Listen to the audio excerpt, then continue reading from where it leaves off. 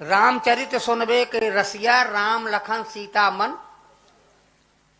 एक को शंका हुई, वो जैसे हम कथा कर रहे हैं ऐसे कथा करने वाले ने कहा, आइए हनुमान जी, गद्दी है, बैठिए, विराजिए।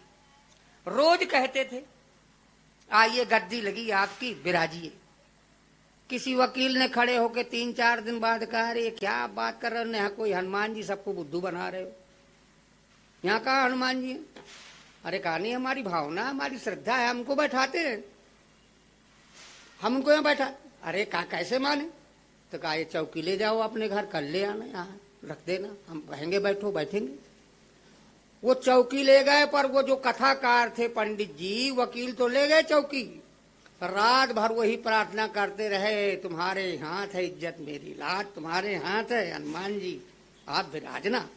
जैसे चौकी रखी और रखने के बाद प्रार्थना की और करने के बाद कहा, हे हनुमान जी आइए विराजिए, आपकी गद्दी लगी है, विराजमान होइए। अब वकील साहब से कहा, उठाओ वकील साहब। अब वकील साहब ताकत लगा लगा के हार गए, गद्दी हिली नहीं।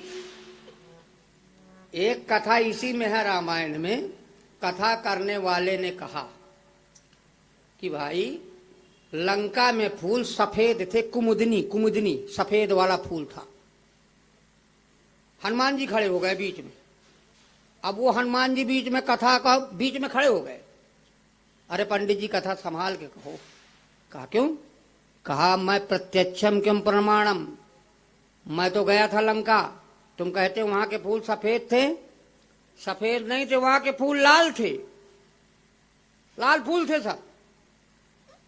पंडित जी में हनुमान जी में तड़पड़ हो गई, बहस बढ़ गई, विवाद होने लगा। भगवान श्री राम जी को प्रकट होना पड़ा। राम जी ने आए तो हनुमान जी ने प्रणाम किया, अरे प्रभु आप। अरे कहा भाई तुम क्या कह रहे हो? कहा मैं कह रहा हूं कि वहां देख के आया हूं, वहां के फूल सफेद थे। अब पंडित जी कह रहे हैं यहाँ के फूल सफेद थे, इसमें सफेद थे, मैं देख के आया हूं लाल थे। मैंने लाल देखे और तुम ये कहते हैं कि इसमें लिखा कुमुदनी सफेद थे, सफेद कैसे थे?